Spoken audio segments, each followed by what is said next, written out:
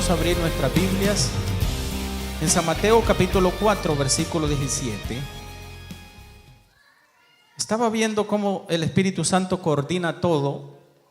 El hermano Remberto estaba leyendo hoy el capítulo 6 de Hechos, que habla de los llamados, cuando se llamaron a los diáconos, cuando los apóstoles tomaron la decisión de hacer los llamados a los diáconos, y cómo el Espíritu Santo dice que los escogió gente llena del Espíritu, temerosos de Dios, reverentes. Así de que es el propósito de Dios, ese es el plan de Dios. Nos dice así la palabra del Señor en el nombre del Padre, del Hijo y del Espíritu Santo. Desde entonces comenzó Jesús a predicar y a decir. ¿Qué decía Jesús? Arrepentíos, porque el reino de los cielos se ha acercado. Levante sus manos y diga: gracias, Señor, porque tu reino está cerca. 2, 3. ¿Qué dice el lema de la semana pasada? El título: palabra más oración más confesión es igual a poder en acción. ¿Se recordaron, verdad? Lo decimos de nuevo: palabra más oración más confesión es igual a poder en acción. ¿Cuántos dicen amén? Hablamos de pedir revelación de la palabra de Dios. Que Dios nos dé revelación de la palabra de Dios. Hablamos acerca de que a través de la oración tenemos relación con Dios. A través de la oración nos relacionamos con Dios. Y hablamos también acerca de que tan solo di la palabra y el milagro ocurrirá. Di la palabra y el milagro ocurrirá. Pero en esta tarde vamos a hablar acerca del reino de Dios. Diga conmigo: Señor, envía tu reino, que venga tu reino a mi corazón, que venga a mi vida. Ahora, el reino ya está aquí en este lugar. El reino de los cielos está en este lugar. Jesucristo lo predicaba. Jesucristo, cuando empezó a predicar la palabra, cuando Él empezó su ministerio a predicar, decía: arrepentíos, porque el reino de los cielos se ha acercado. Jesús hablaba del reino que estaba cerca, que el reino ya había llegado, y el reino era Jesucristo mismo, era Dios mismo. Él mismo hablaba del reino de los cielos. Juan el Bautista en el capítulo 3 versículo 2 dice también de esta manera. Dice: empezó a predicar Juan y decía: arrepentíos, porque el reino de los cielos, ¿qué? Se ha acercado. Y él lo miraba, y cuando miraba a Jesucristo decía: he allí el Cordero de Dios que quita el pecado del mundo. Es él el reino de Dios. Por eso a Jesús lo criticaban, porque él decía que podía perdonar pecados. Él perdonaba pecados. ¿Cómo tú te atreves a decir eso?, le decían a Jesucristo. ¿Sabe por qué? Porque Él es Dios y tiene poder para perdonar pecados. Y cuando Él habla de perdonar pecados es porque el reino de los cielos se ha acercado. En Marcos capítulo 1 versículo 15 dice: Señor, el tiempo ha llegado. Diga conmigo: el tiempo ha llegado. Por tanto, arrepentíos, porque el reino de los cielos se ha acercado. Cuando el reino de Dios es establecido en un lugar, todo cambia. Las vidas cambian. La atmósfera cambia. El lugar donde está cambia, porque Dios ha entrado a ese lugar. O sea, el reino de Dios es establecido a ese lugar. Y Dios le ponía tanto importancia a esto de establecer el reino, porque el reino de Dios, diga conmigo, el reino de Dios disipa el reino de las tinieblas. Se lo voy a repetir. A donde está el reino de Dios, el reino de las tinieblas tiene que desaparecer. A donde viene el reino de Dios, el reino de Satanás no puede morar. Por eso Satanás en el tiempo antiguo hacía lo que quería. Ataba, enfermaba, oprimía. Pero dice la palabra del Señor que para eso apareció el Hijo de Dios. Diga conmigo, el Hijo de Dios, el que trae el reino de Dios, para deshacer las obras de Satanás. Le dan gloria a ustedes al Señor.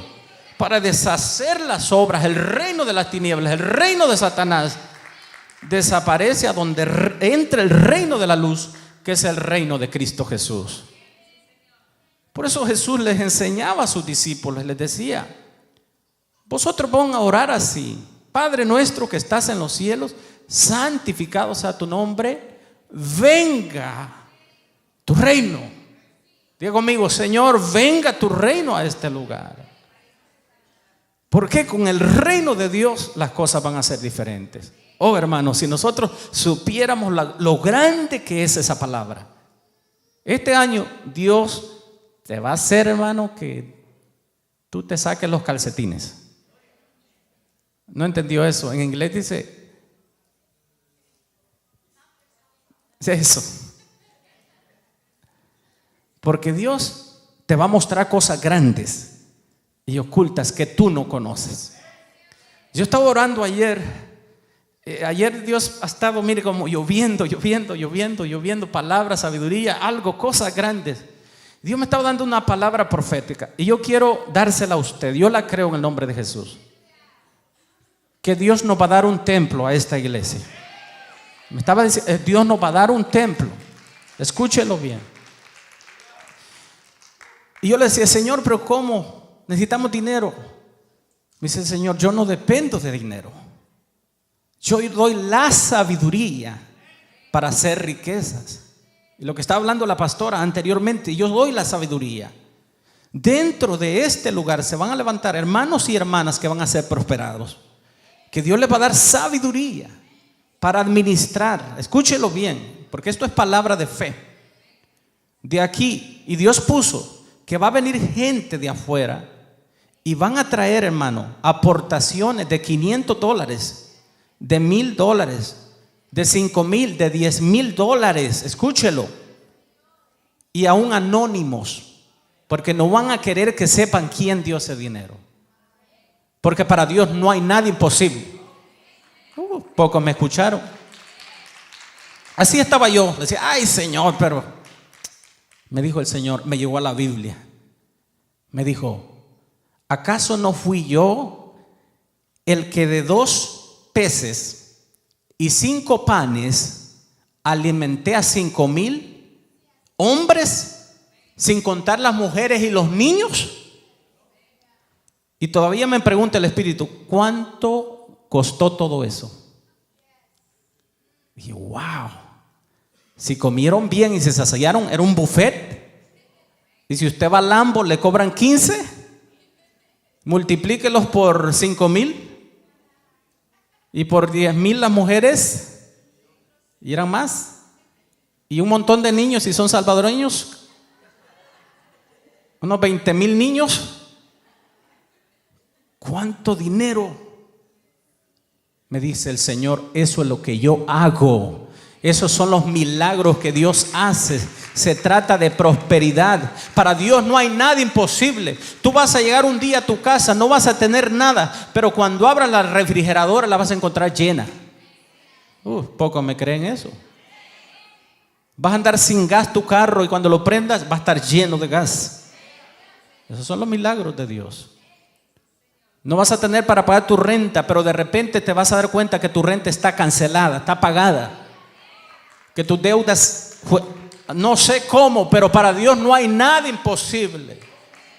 No, y todavía me lleva el Señor, me dice: cuando faltó el vino en las bodas de Caná y se había acabado, me dice: ¿acaso no fui yo el que convertí el agua en vino?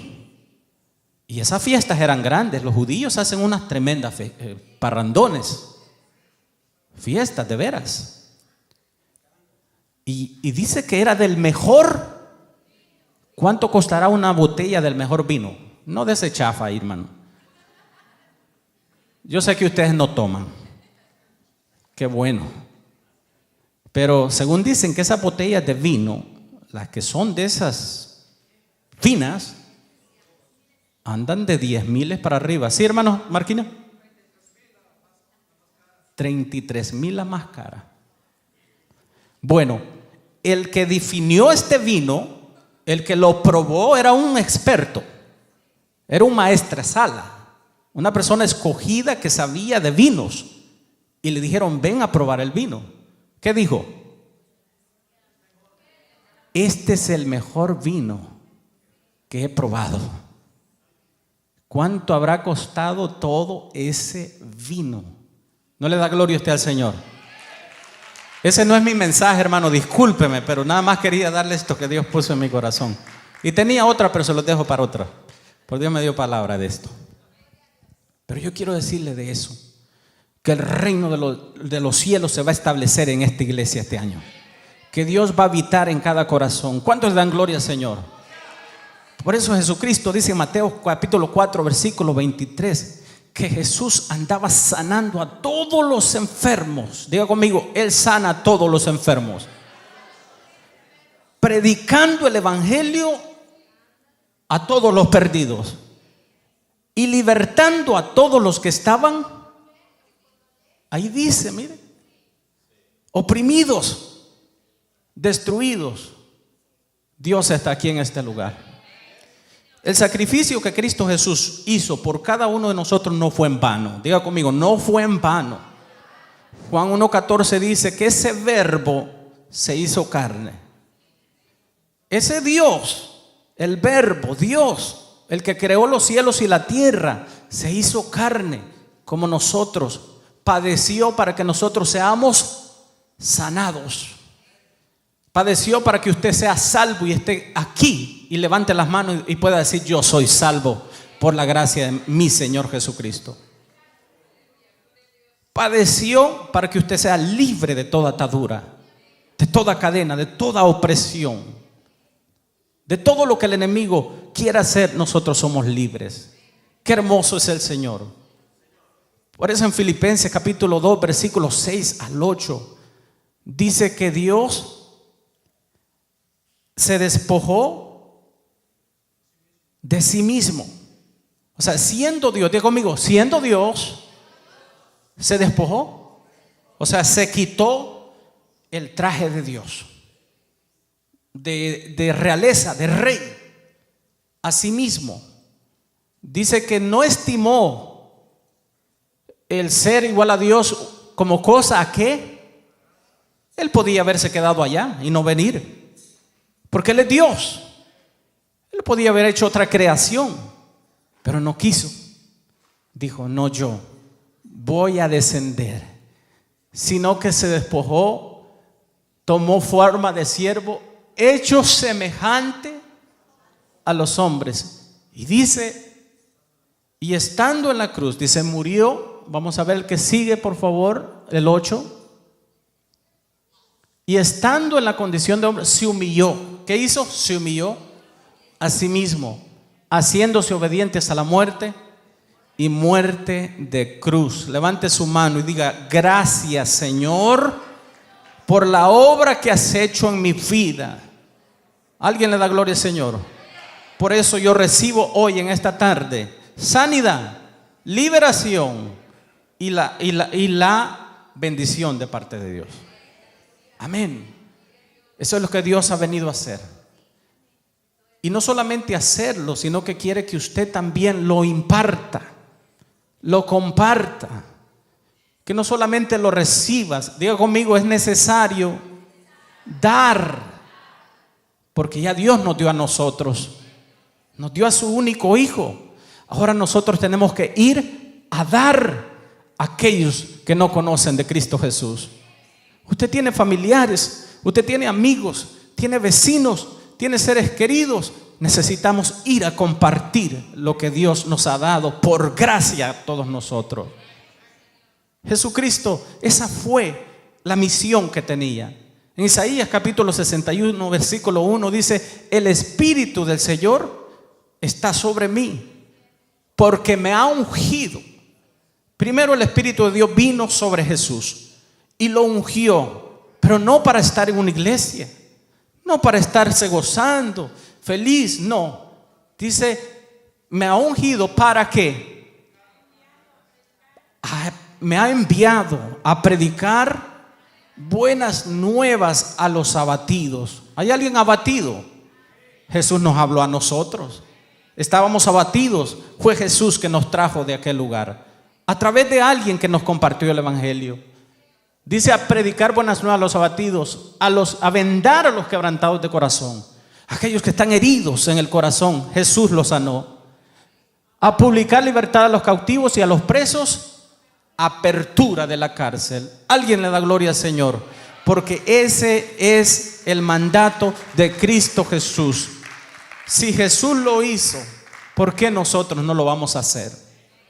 Si Dios mismo vino y tomó ese lugar, hermanos, si Él no se avergonzó de andar en las calles predicando, de andar sanando enfermos, ¿cómo nosotros nos vamos a avergonzar? No podemos avergonzarnos si Él mismo nos dio ejemplo por amor a cada uno de nosotros. Y ahora nos envía a nosotros. En Marcos capítulo 16, versículo 15 y 16 dice, id, diga conmigo, Él nos envía. Nos dice, id y predicar el evangelio a toda criatura. Diga conmigo, a mis familiares, a mis amigos, a mis vecinos, mis compañeros de trabajo, a todo aquel que encuentre en la calle, a todo el que pueda. Vayan y prediquen el evangelio a toda criatura. ¿Cuántos creen que hay necesidad en el mundo? Hay necesidad. La gente está oprimida por el diablo. Hay enfermedades. La gente está corrompida. Hay violencia. Hay injusticia. Hay maldad. Hay todo tipo de maldad en el mundo. Y mientras haya una alma, nosotros no podemos conformarnos estar en nuestra iglesia con los brazos cruzados, levantando las manos. Amén, gloria a Dios, aleluya, me voy para mi casita. No, queridos hermanos, no este año 2019. Este año 2019 propongámonos traer un alma para Cristo Jesús. No me escuchó. Se la voy a poner más difícil. Propongámonos ganar 2 almas para Cristo Jesús. No, todavía más difícil. Propongámonos ganar unas 5 almas para la gloria y la honra del Señor. Yo le aseguro que si nos levantamos este año, cada uno de los que estamos en este lugar, ganamos 5 almas, multiplique 5 por unas 50 personas, vamos a tener 500 personas en esta iglesia. Pero necesitamos hacerlo. Necesitamos ir. Diga conmigo, necesitamos hacerlo. Necesitamos ir. ¿Sabe por qué? Porque mientras Satanás esté afuera, hermano, atrapando las almas en el vicio, en la corrupción, en la idolatría, muchos enseñándoles falsas doctrinas allá afuera, perdiéndolos, necesitamos predicar. ¿Alguien dice amén? En tiempos a donde allá afuera le dicen a lo bueno malo y a lo malo bueno, necesitamos predicar el evangelio de Jesucristo. ¿Están aquí en esta tarde? ¿Sabe por qué? Porque nosotros somos la sal de la tierra. Diga conmigo, yo soy la sal. Yo soy la luz. En el mundo, hermano, hay oscuridad. El mundo está insípido, está simple, sin sabor. El único que le puede dar sabor es la iglesia del Señor Jesucristo. ¿A dónde irán? Decía Pablo. ¿A quién oirán? ¿En quién creerán? Si nosotros no somos enviados, si nosotros no vamos a predicar, si nosotros no les hablamos de Cristo Jesús, ¿a quién van a creer? ¿A dónde van a ir estas personas a buscar la verdad? La verdad la tiene la iglesia del Señor Jesucristo. Nosotros somos la sal, nosotros somos la luz. Denle ese aplauso fuerte al Señor. Por eso en Mateo capítulo 3, versículo 3, dice que a este hombre se le conocía como la voz del que clama en el desierto. ¿Cómo se le conocía? La voz del que clama en el desierto. Era Juan el Bautista. La gente decía la voz del que clama en el desierto, el predicador que clama en el desierto. ¿Qué nos dice eso a nosotros? Que nosotros somos la voz que debe de clamar en ese desierto que es el mundo. En el desierto se hablaba ayer que no hay agua, no hay pan, hay soledad, hay sol, hay fatiga, hay cansancio, hay dolor, hay todo tipo de enfermedad. Pero cuando hay un hombre y una mujer como Juan el Bautista que claman con esa voz en el desierto, vamos a ir a ese desierto llamado mundo y vamos a llevar la agua del Espíritu, la palabra que es el pan de vida, el Espíritu de Dios que restaura y da vida. ¿Cuánto le dan gloria al Señor? Somos la voz en el desierto.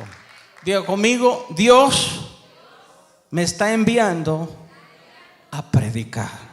Repítalo: predicar. Otra vez: predicar el evangelio, que son las buenas nuevas. Número 2, Dios nos está enviando a enseñar. Vamos a otro paso: enseñar. Es necesario que enseñemos la palabra. Diga conmigo: es necesario que enseñemos la palabra. Jesús le dice también a los discípulos y nos dice a nosotros, Mateo 28, 19 al 20: por tanto, id y haced discípulos. Otra vez digo conmigo: necesitamos hacer discípulos, seguidores, alguien que lo siga. ¿Cuántos lo siguen en el trabajo aquí? Alguien es bueno, ¿verdad? En la escuela, que anda amiguitos aquí. Este año, que alguien lo siga para la iglesia. ¿Están aquí? Que alguien ande detrás porque usted lo invita a la iglesia y quiere aprender lo que usted está aprendiendo en la iglesia. Hacer discípulos, enseñándoles que guarden todas las cosas. Es necesario que enseñemos la palabra del Señor. Es necesario que discipulemos. Invito a los hermanos que traen, hermanos que invitan amigos a la iglesia. Este año haga esto. Mire, no nada más los traiga a la iglesia y los tire allí y ahí ver quién se encarga de ellos. No, le dejo una responsabilidad. Sea usted el que va a tomar la responsabilidad de discipular a ese invitado que usted está trayendo. ¿Qué es eso?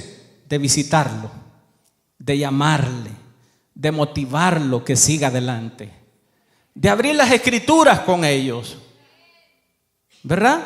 No solamente ir a la casa a aprender la TV y a ver el partido. No, enséñele la palabra del Señor también. Disipúlelo. ¿Están aquí? Disipule. Enseñe la palabra del Señor. Tiene que empezar en su casa. Voy a repetir eso. Tiene que empezar en su casa, con sus hijos. Porque si usted está enseñando allá afuera y dentro de la casa no enseña nada, ¿qué está haciendo?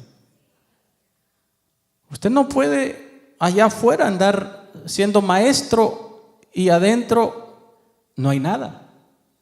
Empiece con los suyos, aunque los hijos no quieran, porque los hijos son rebeldes y se enojan y quieren tirar la comida y que se duermen cuando usted le está. ¿Cuántas veces se me ha dormido Jacob cuando estoy enseñando? Si yo ya tengo costumbre que se me duerman, hermano. Pero tengo que continuar enseñando la palabra, porque sé que el Espíritu la va a inyectar en sus corazones Y un día ellos van a recordar lo que su padre les enseñó. Por eso el sabio Salomón aconsejaba a los padres. En el Proverbio 22, versículo 6 dice: instruye al niño. Diga conmigo: necesito instruir al niño. Y al niñón también. Ya cuando están creciendo, pero ya a los 12 años ya no quiere. 14, I don't like that. Ya venga para acá. No, es que tengo 21. Está bajo mi techo, sigue siendo mi hijo. ¿Están aquí? Siguen siendo nuestros hijos. Y como dice mi mamá, cuando estoy en su techo, cuando estoy ahí, soy su hijo. Y si no me porto bien, me jala la oreja ahí en la casa también. No, ya ahora los padres no quieren. Ay, mi niño, no lo quieren ni tocar. No le quieren decir nada. No lo quieren molestar. No, hermanos. Cuando no corregimos, cuando no instruimos, hermano, cuando no enseñamos a nuestros hijos, lo que estamos haciendo es un rebelde, un desobediente. Estamos malcriando a nuestros hijos. Por eso dice: instrúyelo cuando está niño, porque va a venir un tiempo que se va a ir de su casa, cuando usted ya no va a poder enseñarle como ahora. Pero es ese tiempo cuando va a venir el Espíritu Santo y le recordará todo el esfuerzo, todas las noches, todas las oraciones, toda la palabra, toda la Biblia, los versículos que usted le hablaba, le memorizaba, lo ponía que le cantara cantos, que levantara sus manitos, que alabara a Dios, que dijera gloria a Dios. Es el Espíritu Santo. Yo soy, hermano, un fruto de lo que mis padres hicieron en mí.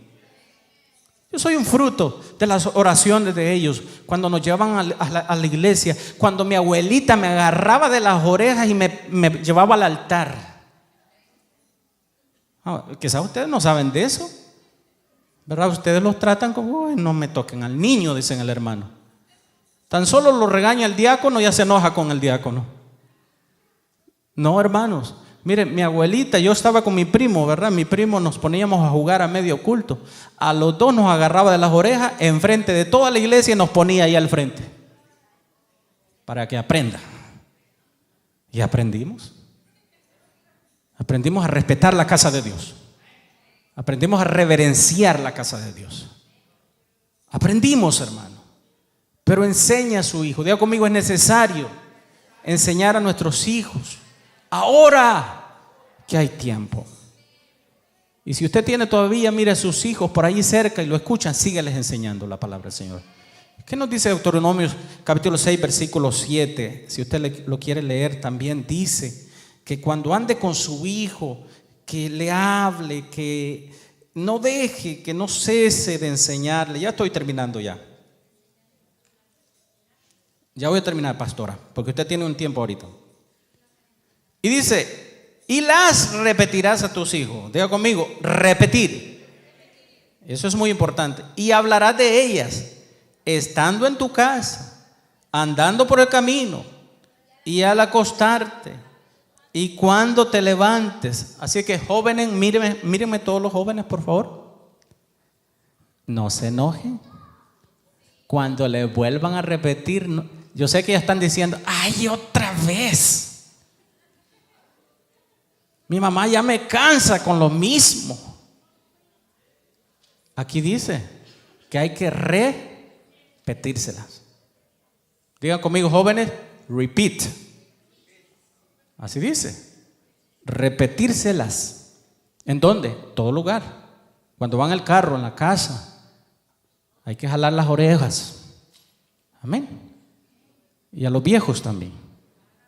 Unas veces también nos portamos un poco mal, pero hay que enseñarlas, repetirlas. Están aquí, ¿verdad? ¿No se han enojado todavía? No. Entonces vamos, léame Colosenses 1:28. Que esto era lo que hacía la iglesia. Mire, ahora vamos a la iglesia, porque ya cuando usted enseña a sus hijos, usted, claro, con toda confianza, enseña a los hermanos.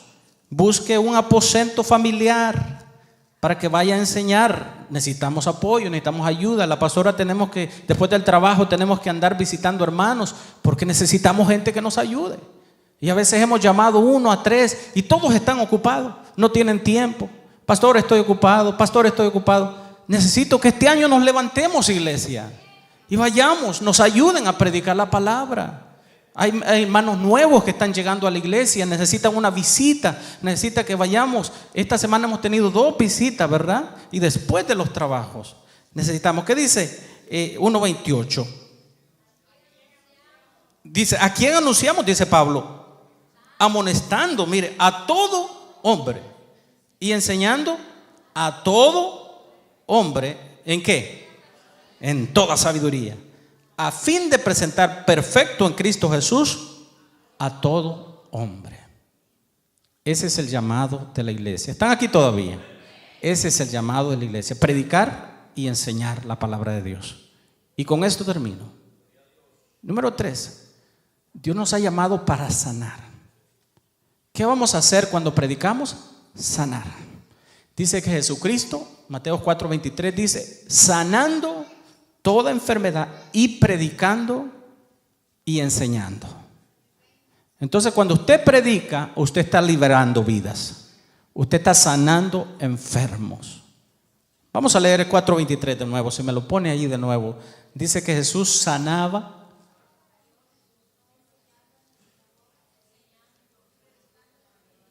Mire lo que dice: sanando toda enfermedad y toda dolencia en el pueblo.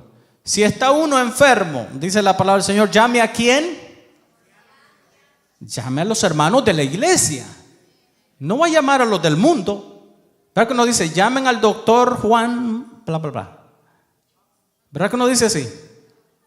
Dice llame a los hermanos. ¡Qué poder de Dios! Para que Dios se atreva a decir llame a los ancianos, es porque hay poder en Cristo Jesús para sanar a los enfermos, a los oprimidos por el diablo, a todo aquel que está atado en diversas enfermedades.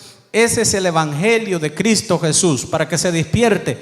El evangelio de Cristo Jesús, nos dice Pablo en Romanos capítulo 14 versículo 17, no es comida ni bebida, no es buffet nada más, no es nada más estar allá en su casa. No, hermanos, el evangelio de Cristo Jesús es poder de Dios, justicia, paz y gozo en Cristo Jesús. Ese es el evangelio de Cristo, que sana los enfermos, liberta a los caídos, liberta a todos aquellos que están atados por el diablo y levanta a todo el que está caído. ¿Le puede dar gloria a usted al Señor en esta hermosa tarde?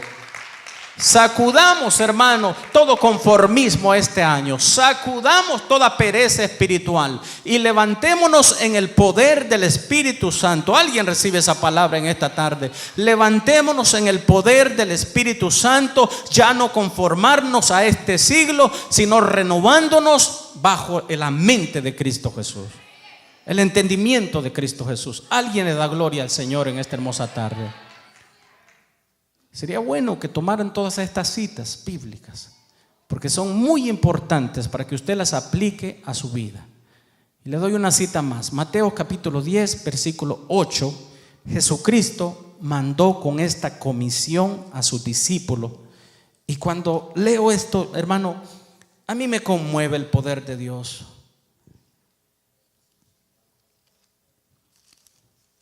Gloria sea el nombre de Jesús.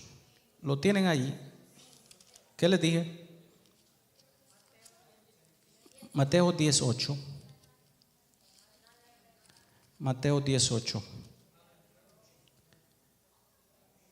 Mire, Dios mandó a sus discípulos, pero ahora nos envía a nosotros. Jesucristo los envió con una misión. Les dijo: sanad enfermos, limpiad leprosos, esos son malos espíritus, resucitad tanto espiritual y físico, echad fuera demonios.